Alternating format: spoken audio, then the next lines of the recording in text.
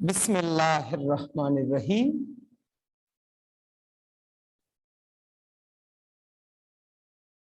Cadets entrance test class, this is our first class.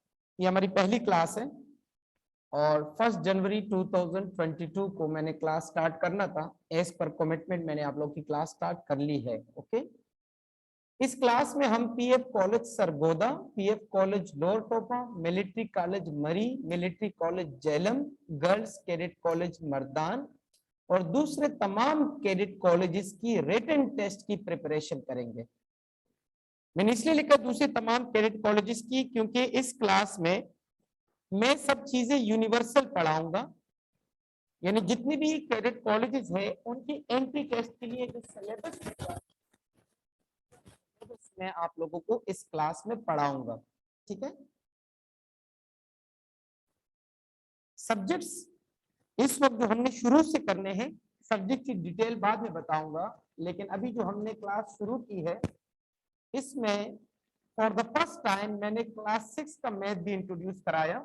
हालांकि इससे पहले मैंने क्लास 6 का मैथ पिछले क्लासेस में कभी नहीं पढ़ाया, बल्कि मैं क्लास 7 का मैथ्स और एडिशनल टारगेट पढ़ाता था, लेकिन मैंने 2 से 3 साल के पेपर्स में देखा कि क्लास 6 के मैथ से भी काफी पोर्शन पेपर में आ चुका था, स्पेशली पीएफ कॉलेज लोअर टोपा और पीएफ कॉलेज सरगोदा में।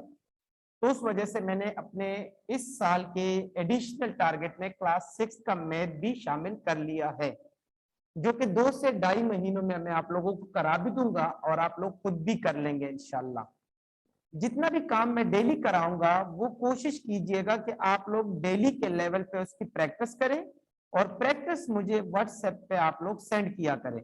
जैसे कि आज मैंने आप लोग को उर्दू का जो लेक्चर देना है मुहावरात का, वो मैंने आप लोग को शाम के टाइम भिजवा दिया था और माशाल्लाह काफी लड़कों ने उसकी प्रैक्टिस भी की है और मुझे पिक्चर्स भी भिजवा दिए। So it's a good start माशाल्लाह।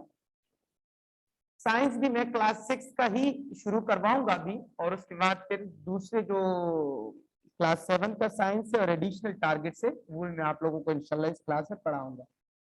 इंग्लिश का कंप्लीट ग्रामर, उर्दू का कंप्लीट ग्रामर, ये जो आपको इस स्लाइड पे नजर आ रहा है ना, वो सिर्फ और सिर्फ अभी की शुरू वाला काम है। यानी जो क्लास 6 का मैथ, क्लास 6 का science, English grammar, Urdu grammar, यहां से मैंने स्टार्ट लेनी है first class. Okay, first class की स्टार्ट मैंने इन 4 चीजों से लेनी है और बाद में मैंने आपको क्या क्या पढ़ाना है वो भी मैं आपको बता देता हूँ। ठीक है, फॉर एग्जाम्पल मैथमेटिक्स हमने पढ़ना है तो क्लास 6 का मैथमेटिक्स पहले पढ़ेंगे विद एग्जांपल्स, क्लास 7 का मैथमेटिक्स विद एग्जांपल्स। हाँ, आप लोग के जहन में क्वेश्चन आएगा कि कौन सा मैथमेटिक्स है, तो ये पंजाब का मैथमेटिक्स मैंने सेलेक्ट किया है और पंजाब के मैथमेटिक्स क्लास 7 और पंजाब का मैथमेटिक्स क्लास 6, ये दोनों आप लोग को पढ़ाऊंगा। इसके अलावा सिलेबस इंशाल्लाह मैं आप लोगों को शेयर करूंगा, लेकिन अभी देखिए अगर मैं सिलेबस दिखा देता तो आप लोग को उसकी समझ भी नहीं आनी थी। और मैंने ये जहन में रखा हुआ है कि आप लोग इस वक्त क्लास 6 में पढ़ रहे हो, क्लास 6 और 7 के स्टूडेंट्स बैठे हैं, तो मैं क्लास 6 के स्टूडेंट्स के लेवल की चीजें आप लोगों को पढ़ाऊंगा और सिर्फ स्लाइड पे, स्क्रीन पे आपको वो चीज दिखाऊंगा जो आपको इजीली समझ आ जाए कि मैंने आप लोगों को सिर्फ पढ़ाना नहीं है बल्कि आप लोगों से इंशाल्लाह ये चीजें करवानी भी है, आप लोगों को समझाना भी है और आप लोग खुद भी इसकी प्रैक्टिस करेंगे। और आप लोगों से हर किस कुछ ऐसा डिमांड नहीं करूंगा कि वो आप लोग ना कर सके, बल्कि जो कुछ मैं आप लोगों को क्लास में पढ़ाऊंगा वही चीजें आप लोग को इंशाल्लाह बेहतर समझ आएगी और वही चीजें मैं आप लोगों से फिर डिमांड करूंगा कि ये प्रैक्टिस कर ले। तो first of all we will study class 6 mathematics Punjab text book board. After 2.5 months, we will start class 7 mathematics Punjab, and after that, we will study some additional targets as per syllabus, जिसमें partnership के questions होंगे, जिसमें sale price cost price के questions होंगे, जिसमें Pythagoras theorem होगा। ये मैं सिर्फ नाम ले रहा हूँ, आप लोगों ने परेशान नहीं होना, काफी इजी चीजें हैं इंशाल्लाह। इसलिए मैंने क्लास बिल्कुल स्टार्ट से ही शुरू करवा दिया क्योंकि ये 2 से 3 महीनों का काम है नहीं। आप लोगों के अक्टूबर में टेस्ट होंगे इंशाल्लाह। ठीक है, तो अक्टूबर के टेस्ट के लिए हम ये सारी तैयारी कर रहे हैं, हमारे पास 10 महीने होंगे। अच्छा, दूसरी चीज ना, तमाम पेरेंट्स की तरफ से मुझे ये मैसेज बार बार आता था कि आप क्लास में प्रॉस्पेक्टस की डिटेल देंगे या नहीं देंगे, बेटा जिस दिन फॉर्म आएगा ना, पीएफ कॉलेज सरगोजा, लोअर टोपा, झेलम या किसी भी कैडेट कॉलेज का फॉर्म आएगा, यानी एडमिशन अनाउंस होगा, तो मैं क्लास में आप लोगों को फॉर्म दिखाऊंगा और फिल करने का तरीका भी बताऊंगा, वो कहाँ सबमिट करना है, लिफाफे के ऊपर कौन सा एड्रेस कहाँ से भिजवाना है, सब चीजें बताऊंगा। ठीक है इंशाल्लाह। तो न कि सिर्फ आप लोग की यहाँ स्टडी होगी, बल्कि एडमिशन की सारी प्रोसीजर भी मेरी रिस्पॉन्सिबिलिटी है, वो सब कुछ मैं आप लोगों का करवाऊंगा इंशाल्लाह। और एडिशनल टारगेट्स के बाद मैं आप लोगों को कुछ पास पेपर्स भी करवाऊंगा। सेम यही काम 6 क्लास के साइंस, 7 क्लास का साइंस, और फिर उसके additional targets as per the required syllabus, और फिर इसकी भी पास पेपर्स इंशाल्लाह। ठीक है। इंग्लिश ग्रामर कंप्लीट करवाऊंगा। ठीक है, इंग्लिश ग्रामर में कोई चीज मैं नहीं छोड़ूंगा, बल्कि कंप्लीट इंग्लिश ग्रामर, जो कि आज से ही मैं टेंसेस से स्टार्ट ले रहा हूँ। और उर्दू ग्रामर में मुहावरात है, जुमलों मुहावरात का जुमलों में इस्तेमाल, जुमलों की दुरुस्तगी, जमा वाहिद, अल्फाज मुतजाद, मुजक्कर मुअन्नस, इस्म के अकसाम, फेल के अकसाम, हुरूफ के अकसाम, मजमून लिखना, खुतूत लिखना, मुकालमा निगारी करना, दरखास्त लिखना। और क्लास 7 की उर्दू बुक भी हम स्टडी करेंगे, लेकिन वो आफ्टर उर्दू ग्रामर। इंग्लिश की क्लास 7 बुक भी हम स्टडी करेंगे, लेकिन आफ्टर इंग्लिश ग्रामर। और कुछ पास्ट पेपर्स भी एंड पे इंशाल्लाह करवाऊंगा। अगर आप लोग के जहन में कोई भी क्वेश्चन हो तो आप लोग अभी मुझसे पूछ सकते हैं। मैं आप लोग के माइक ऑन कर रहा हूँ, बारी बारी आप लोग पूछ लीजिएगा प्लीज। उसके बाद में क्लास का बाकायदा स्टार्ट ले लेता हूँ। Any question?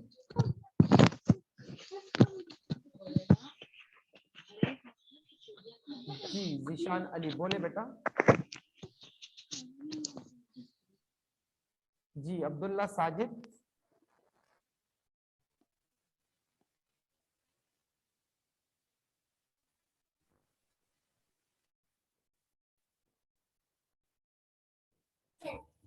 सर 8 के सिलेबस में भी से कुछ आएगा? 8 के सिलेबस में भी कुछ आएगा बिल्कुल, लेकिन वो मैंने लिखा है ना एडिशनल टारगेट। तो एडिशनल टारगेट में मैं आपको 8 का वो बुक नहीं पढ़ाऊंगा, बल्कि एडिशनल टारगेट मेरे पास अपने बनाए हुए हैं, मैं उसी में से आप लोगों को इंशाल्लाह कंप्लीटली पढ़ा लूंगा। ठीक है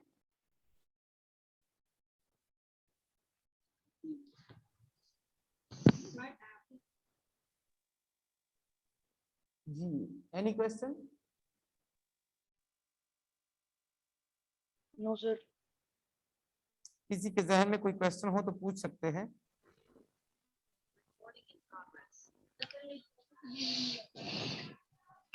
मैं कह रहा हूँ किसी के जहन में कोई क्वेश्चन हो तो आप लोग मुझसे पूछ सकते हैं।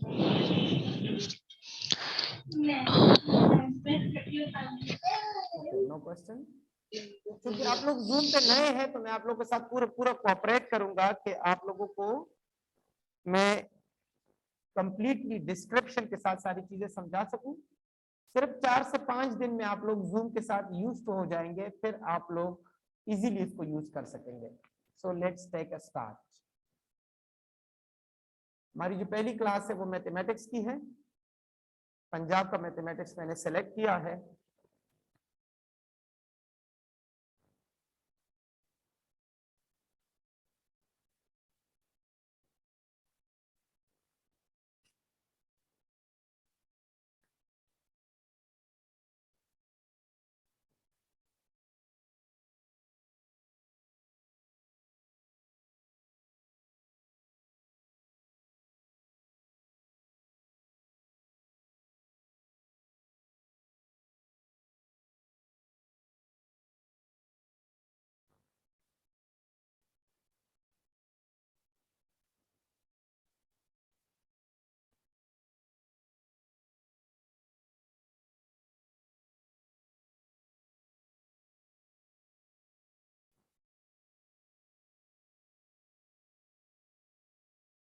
ओके ये हमारे चैप्टर्स हैं।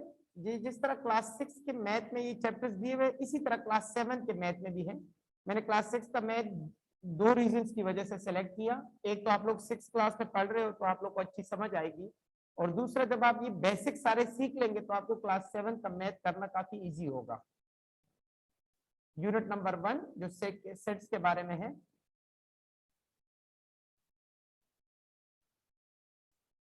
What is a set? A collection of distinct and well-defined objects is called a set. Well-defined objects की collection को set कहते हैं, ठीक है? यानी आपके क्लास में फॉर एग्जांपल इस वक्त जो है वो हमारे पास क्लास में 16 पार्टिसिपेंट्स हैं इंक्लूडिंग मी। तो दिस 16 पार्टिसिपेंट्स एक सेट बनाता है। सेट्स के अंदर कौन कौन से एलिमेंट्स है? वकार अहमद है, अहमद अहद, आर्यान, अयान भट्टी, ईशाल फातिमा, ये हमारा एक सेट बन गया।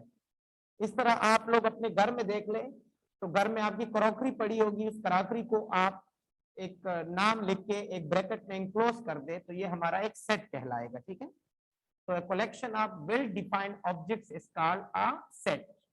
वेल डिफाइंड का मतलब क्या है? Well defined means a specific property of an object that enables it to be an element of a set or not. To make it clear, consider the following examples. The collection of good stories. आपको जो है वो 5 किस्म की stories पसंद है तो वो आपने एक सेट में लिख दिया, ठीक है? The collection of tasty foods, for example आपको कुछ टेस्टी फूड पसंद है तो आपने सेट में कैसे लिखना है?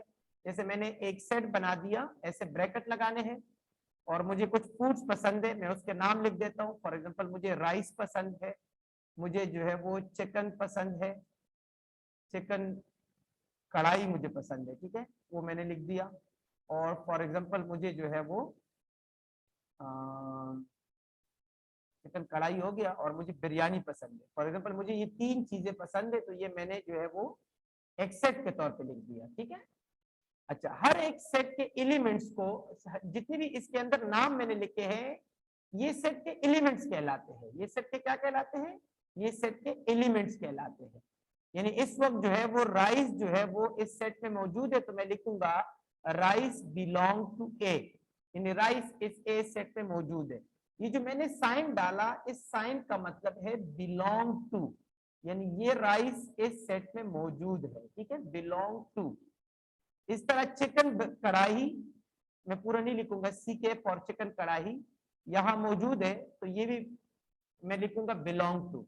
इस तरह बिरयानी जो है वो इस सेट में मौजूद है तो मैं लिखूंगा बिरयानी बिलोंग्स टू ए, ये चीजें मौजूद है।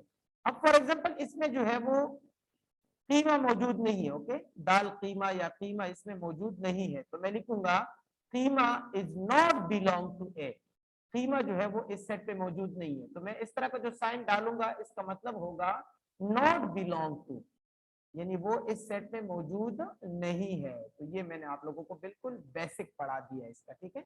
अब इससे आगे चलते हैं, आगे कुछ एग्जांपल्स भी करवाऊंगा, लेकिन चूंकि बेसिक से तो बेसिक से आप लोगों ने परेशान नहीं होना। बेसिक में हम कुछ चीजें जो है वो बिल्कुल बेसिकली पढ़ते हैं, ओके? सेट नोटेशंस, सेट को हम नोटेट करते हैं ए बी सी, कोई भी कैपिटल लेटर लिखेंगे तो वो सेट का नाम होगा और उस सेट के अंदर फिर हम एलिमेंट्स लगाएंगे। जैसे सेट ऑफ पेट्स में जो है वो काउ, हॉर्स, गोट, ये सारे सेट्स कहलाते हैं, ठीक है? अब काउ जो है वो ए सेट में मौजूद है इसलिए हम लिखेंगे cow belongs to A. Cow is read as cow is an element of the set A, यानी ये जो मैंने लफ्ज बोला ना बिलोंग टू, इसकी जगह आप ये भी बोल सकते हैं cow is an element of set A, goat is an element of set A, okay? यानी जितने भी एलिमेंट्स इसमें मौजूद है वो आप बोलेंगे goat is element of set A. अगर इसमें कोई एलिमेंट मौजूद नहीं है, जैसे मैं क्रिकेट लिख दूं, क्रिकेट बाल ना, तो बाल is not the element of set ए, क्योंकि बाल तो इसमें नहीं है, इसमें तो सारे जानवरों के नाम है। जैसे इसमें दरख्त तो नहीं है ना, तो tree is not the element of set A, tree जो है वो इस ए में मौजूद नहीं है, ओके? एग्जाम्पल नंबर 1 से असल में हमारा क्लास स्टार्ट होगा, ये इससे पहले मैं आप लोगों को वैसे बेसिक बता रहा हूँ, ठीक है? There are some important sets, important sets में आप लोगों को लिखवा देता हूं, यहां से आप लोगों का काम जो है वो स्टार्ट हो गया, ठीक है? सबसे पहले हमारे पास जो सेट है वो है नेचुरल नंबर्स का सेट, ठीक है? नेचुरल नंबर्स का सेट, ये हमारे पास सबसे पहला सेट है, मतलब यहां से आप लोगों का काम स्टार्ट हो गया, ठीक है?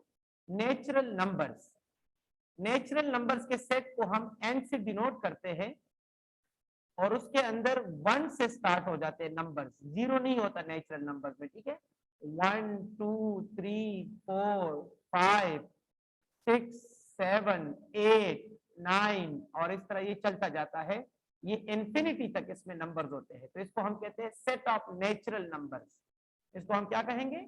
इसको हम कहेंगे सेट ऑफ नेचुरल नंबर्स। यानी n एक सेट है और उसके अंदर 1 से जो है वो तमाम एलिमेंट स्टार्ट हो रहे हैं, तो इसको हम कहेंगे सेट ऑफ नेचुरल नंबर्स। ठीक है, ओके। इसको हम ऐसे भी लिख सकते हैं, n is equal to set of natural numbers. n is equal to set of natural numbers. तो ये बात याद रखिएगा।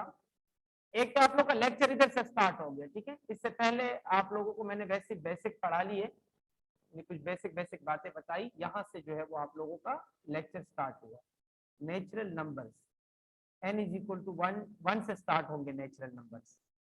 अब मैं लिख देता हूँ सेट ऑफ होल नंबर्स। ठीक है, फॉर एग्जाम्पल मैं कलर चेंज कर रहा हूँ, W is a set of whole numbers.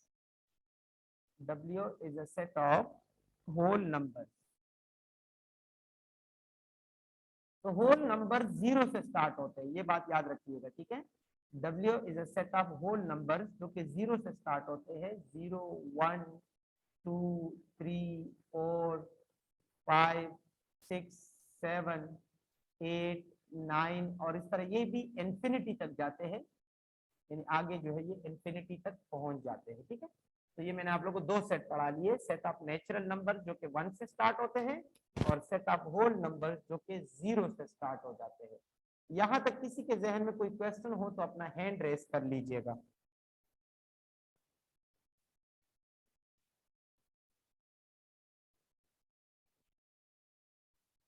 यहां तक किसी को कोई क्वेश्चन हो तो अपना हैंड रेस कर लीजिएगा।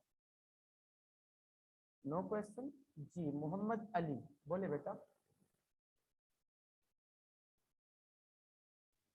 सर ये जो होल नंबर होते हैं ये 0 से लेके 9 तक होते हैं, 9 से आगे चलते रहते हैं, ये भी नेचुरल नंबर की तरह?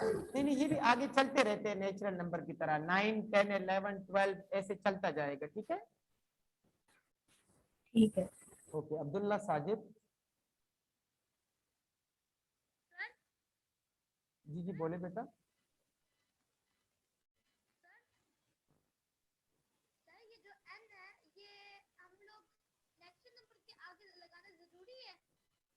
n is for natural number and W is for whole number। और आपकी आवाज बहुत स्लो आ रही है, आप माइक के करीब आके बात कर लो। ठीक है,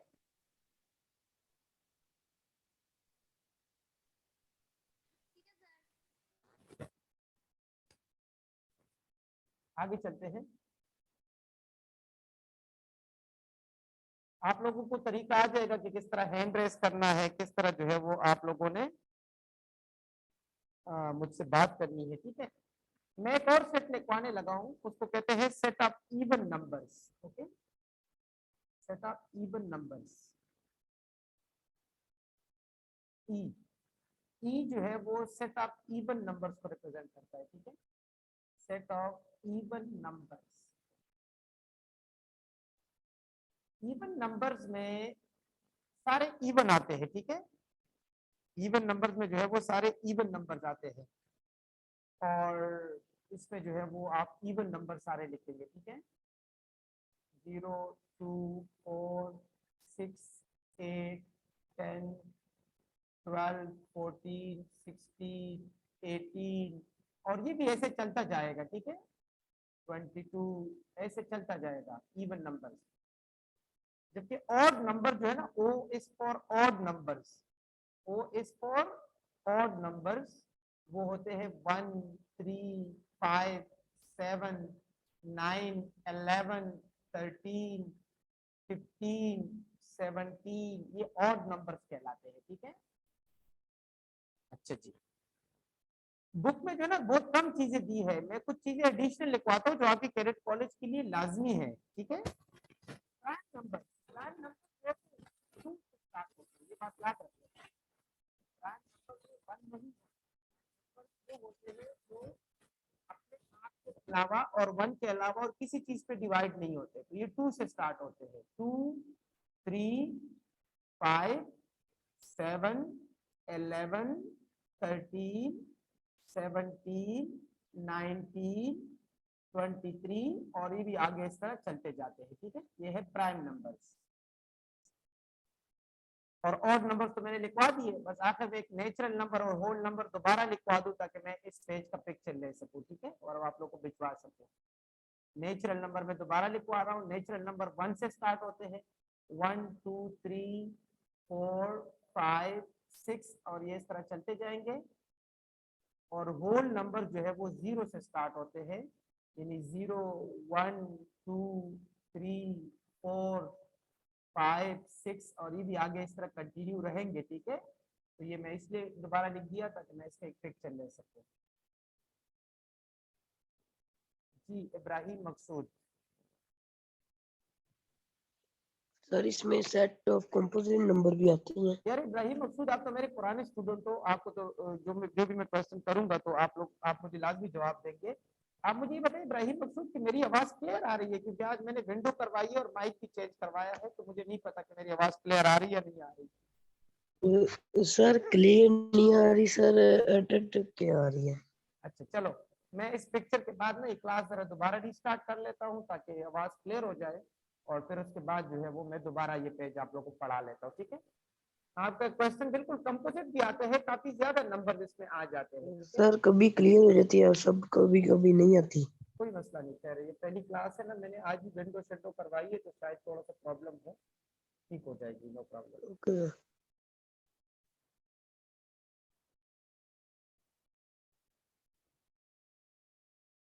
जी अयान भट्टी बोले बेटा।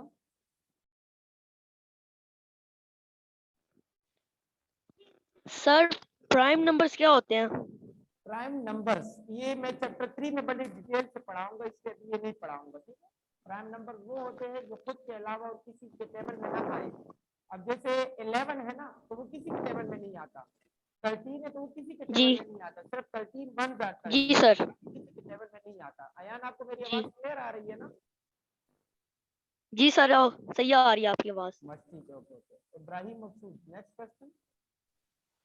सर कंपोजिट नंबर ये होते हैं ना कि सर वो अपने टेबल पे भी जाते हैं और दूसरे टेबल पे भी जाते हैं। कंपोजिट सर नंबर जैसे 4 प्राइम नंबर के अलावा बाकी जितने भी नंबर है सारे कंपोजिट है। ठीक है, 1 के लिए अलावा मैं इधर लिख देता हूँ वैसे टॉप पे।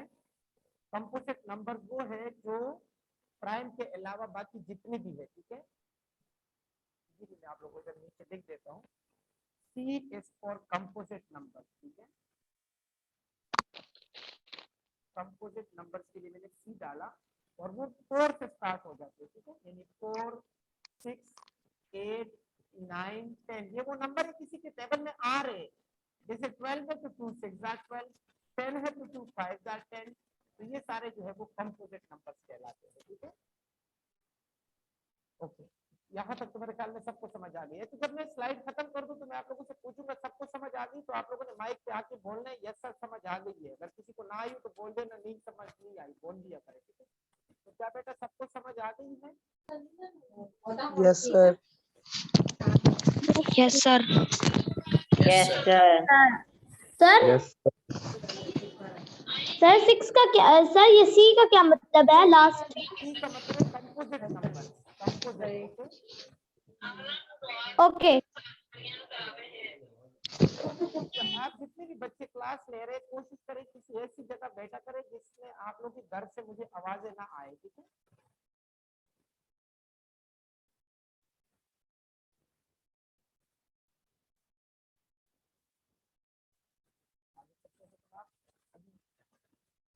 आप लोगों को कुछ एग्जांपल्स कराता हूँ, उसके बाद में एक्सरसाइज की जाने चाहूंगा। ठीक है,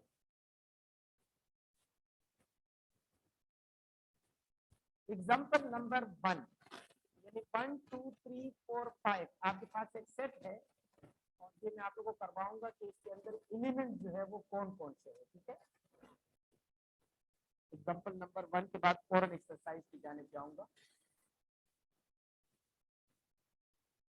एग्जांपल नंबर 1, हमारे पास एक सेट है ए जिसमें 1 2 3 4 और 5 ये तमाम एलिमेंट्स है। तो क्या हम ऐसा लिख सकते हैं कि 1 जो है वो इट इज एन एलिमेंट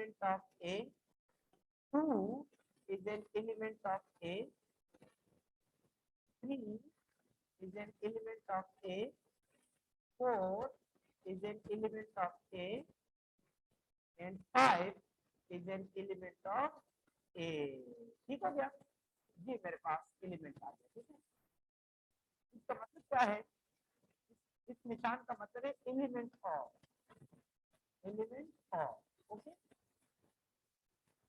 जैसे 1 तो इसमें है ना, तो 1 उसका एलिमेंट है, 2 भी है, 2 भी उसका एलिमेंट है, 3 भी है, तो 3 भी उसका एलिमेंट है, 4 भी एलिमेंट है, 5 भी एलिमेंट है, लेकिन 6 इसका एलिमेंट है। 6 is not the element of A. 6 is not element of A set. तो इसलिए हम इसको लिखेंगे 6 is not element. नॉट के लिए ऊपर क्रॉस लगा दो, 6 जो है वो A का एलिमेंट नहीं है, 6 A का एलिमेंट नहीं है। ओके हो गया। अच्छा जी, इब्राहिम मकसूद, कोई क्वेश्चन है बेटा आपका? सर आपकी आवाज सर बहुत स्लो आ रही है। अच्छा, क्या हो जाए यार, एक मिनट इब्राहिम, माइक पे रहना।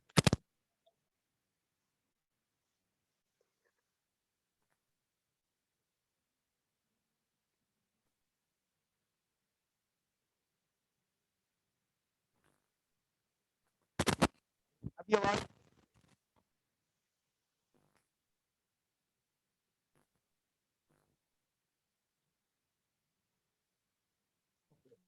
आगे चलते हैं जनाब। स्टूडेंट्स, क्या आप लोग सब मुझे एक दफा माइक पे आके बता सकते हैं कि आप लोग को अभी मेरी आवाज आ रही है?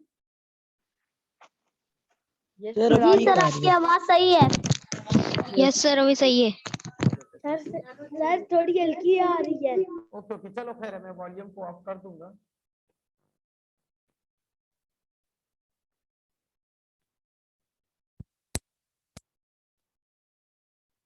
इसमें आज सेटिंग कर लूंगा इंशाल्लाह। तो मैंने विंडो नहीं करवाई है, तो अभी मुझे खुद इसकी जो है वो समझ नहीं आ रही।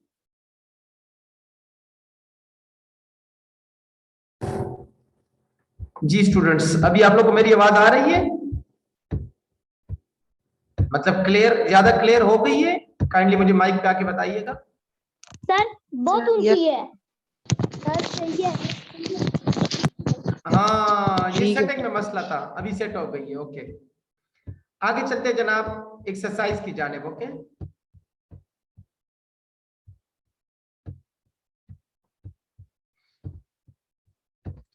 ये एग्जांपल नंबर 1, ये आप लोग बाकी इसके एलिमेंट्स देख लेना, मैं डायरेक्ट एक्सरसाइज की जानिब जा रहा हूं। एक्सरसाइज 1.1 क्वेश्चन नंबर 1, सिर्फ हमने ये बताना है कि ये जो इन्होंने स्टेटमेंट्स दिए हैं इसमें से कौन कौन से सेट्स है और कौन कौन से सेट्स नहीं है। ठीक है, इसके आंसर्स भी मैं आप लोगों को आज ग्रुप पे जो है वो भिजवा चुका हूं, ताकि अगर आप लोग खुद भी प्रैक्टिस करना चाहे तो आप कर सको। ठीक है, सो फिर भी मैं आप लोगों को टिक एंड क्रॉस कर लेता हूं कि कौन कौन से सेट्स है और कौन कौन से सेट्स नहीं है। Which of the following statement is a set? जो सेट होगा उसको मैं टिक करूंगा। जैसे 5 provinces of Pakistan is a set, क्योंकि आप आराम से उसको सेट में लिख सकते हैं। पाकिस्तान के 5 प्रोविंसेस हैं, केपीके, पंजाब, सिंध, बलूचिस्तान और गिलगित बल्तिस्तान। तो ये 5 प्रोविंसेस आप आराम से लिख सकते हैं, तो ये एक सेट है। The difficult questions of a test, ये सेट नहीं है, ये सेट नहीं है। क्यों नहीं है? क्योंकि आपके लिए डिफिकल्ट कुछ और होगा, मेरे लिए डिफिकल्ट कुछ और होगा, और अली रजा के लिए डिफिकल्ट कुछ और होगा, तो इसलिए इसका सेट नहीं बन सकता। नंबर 3, द ज्योमेट्रिकल इंस्ट्रूमेंट्स बिल्कुल सेट है, कंपास है, प्रोटेक्टर है, स्केल है, इसको हम सेट की सूरत में लिख सकते हैं। ठीक है, इसको हम सेट की सूरत में लिख सकते हैं। The naughty boys of the street, ये सेट नहीं है। The naughty boys of the street ये सेट नहीं है। क्यों? क्योंकि आपके लिए नॉटी कोई और लड़का होगा, मेरे लिए नॉटी कोई और लड़का होगा, तो उसको हम सेट की सूरत में नहीं लिख सकते। The capital letters of the English alphabets बिल्कुल सेट है। इंग्लिश अल्फाबेट के कैपिटल लेटर्स हम आराम से लिख सकते हैं, 26 अल्फाबेट्स है total. The players of the Pakistan cricket team बिल्कुल सेट है, आप उसको सेट की सूरत में लिख सकते हैं। The sharp boys of a school, it is not a set, क्योंकि टीचर के लिए शार्प बॉय कोई और होगा, मेरे लिए कोई और होगा, किसी और टीचर के लिए कोई और होगा, तो उसको हम इस तरह सेट की सूरत में नहीं लिख सकते, क्योंकि सेट का मतलब है perfect. Perfect combination of the district objects, ठीक है, जिसको सब लोग एक जैसे ही समझे। Number 8, natural numbers less than 50 बिल्कुल सेट है, और होल नंबर्स लेस देन 9 बिल्कुल सेट है। ओके, तो ये जिनको मैंने क्रॉस किया ये 3 जो है वो सेट नहीं है, और बाकी सारे के सारे आपके पास सेट्स है। ओके हो गया। यहां तक अगर किसी को कोई क्वेश्चन हो तो काइंडली मुझसे पूछिएगा, जो भी कंफ्यूजन हो आप लोग काइंडली माइक पे आके मुझसे पूछा करें। जी ईशाल फातिमा, आपको समझ आ गई बेटा? Yes sir. ओके, अहमद अहद, अरियान अहमद अहद, आप लोग को समझ आ गई है? यस सर, आगे समझ। गुड। अब्दुल्ला साजिद, आपको समझ आ गई बेटा? जी सर आ गई है। ओके, सो आगे चलते हैं। आज चूंकि इंट्रोडक्टरी क्लास थी, मैंने ज्यादा काम करवाना भी नहीं था, लेकिन ये भी नहीं है कि मैं पहले ही दिन ही जो है वो कुछ ना करवाऊं, इसलिए मैं कुछ ना कुछ करा रहा हूं। बाकी इंशाल्लाह आप लोग को कल से ज्यादा क्वेश्चंस मिलेंगे, ठीक है। लेकिन ये काम घर पे भी फिर करना है आप लोगों ने। मैंने क्लास 6 का मैथ सेलेक्ट किया, आप लोगों ने माशाल्लाह क्लास 6 3-4 महीने पढ़ भी चुके हो, तो आप लोगों ने स्कूल में भी यही सेट्स के बारे में कुछ ना कुछ पढ़ा भी होगा, ठीक है। क्वेश्चन नंबर 2,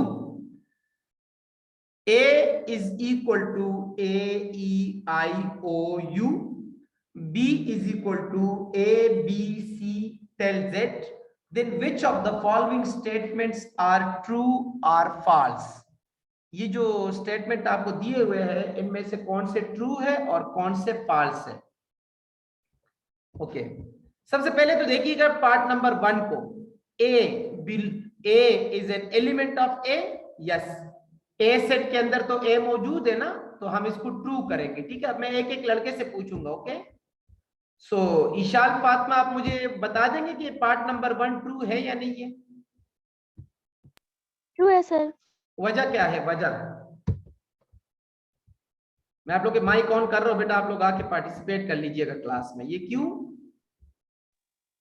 सर क्योंकि सेट ए में ए एलिमिनेट है तो वो होगा।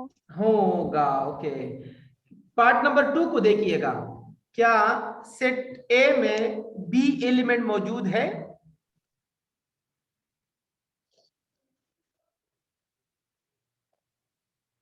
जी अब्दुल्ला साजिद बताइएगा बेटा। इब्राहिम नहीं मकसूद, सर, नो, फॉल्स है। नहीं सर, नहीं मौजूद। ओके ओके, फिर इन्होंने बोला है कि D is not an element of A, तो ये तो सही बोला है ना, D is not an element of sir ये ए, ट्रू है। तो ये वाला ट्रू होगा। Okay, sir true. ट्रू। फिर उन्होंने बोले C is not an element of B, जबकि सी False. बी में मौजूद है, Sir, तो false. ये फॉल्स हो गया। इस तरह नंबर 5 में उन्होंने बोला है कि I is an element of B, false sir, false. No, true है बेटा। उसके अंदर तो Sir, तमाम के false. तमाम True. एबीसीज है, उनके अंदर तमाम के तमाम एबीसीज है। आई is an element of A, तो ये भी ये ट्रू ट्रू है। है, बिल्कुल ट्रू है, ट्रू है। F is an element of A, तो ये फॉल्स हो गया। एफ जो है वो ए के अंदर मौजूद नहीं है। Okay okay. 5 is an element of A, False. false. X is not the element of A, true है ना, क्योंकि X जो है वो A की एलिमेंट नहीं है। ओके, अच्छा, Z is an element of B, बिल्कुल ट्रू है। और M is not an element of B, M is not an element of B, false है, क्योंकि M तो वो मौजूद है। और A is an element of B, true sir है। ट्रू। ट्रू। ओके, ट्रू है सर, ट्रू। Good good. तो यहां तक था आज हमारा मैथ का लेक्चर। क्योंकि इस क्लास में मैंने आप लोग को इंट्रोडक्टरी लेक्चर भी दे दिया और मैंने क्लास की रिकॉर्डिंग भी कर ली, मैं आप लोग को रिकॉर्डिंग भी इंशाल्लाह भिजवा दूंगा। और अभी अगली क्लास साइंस की होगी, फिर उससे अगली क्लास इंग्लिश और उर्दू की होगी। मैं आगे भी पढ़ा सकता हूं, लेकिन मैंने एक कंबाइंड क्लास रखनी है, यानी मैं आप लोगों को उतना ही काम करवाऊंगा जितना आप लोग कवर कर सकते हैं। अभी आप लोग सिर्फ 5 मिनट की ब्रेक लीजिएगा, और 5 मिनट की ब्रेक के बाद आप लोग दोबारा क्लास पे आइएगा, ठीक है। 5 मिनट की ब्रेक लीजिएगा। जी मोहम्मद कासम, अब्दुल्ला साजिद, पूछिएगा बेटा।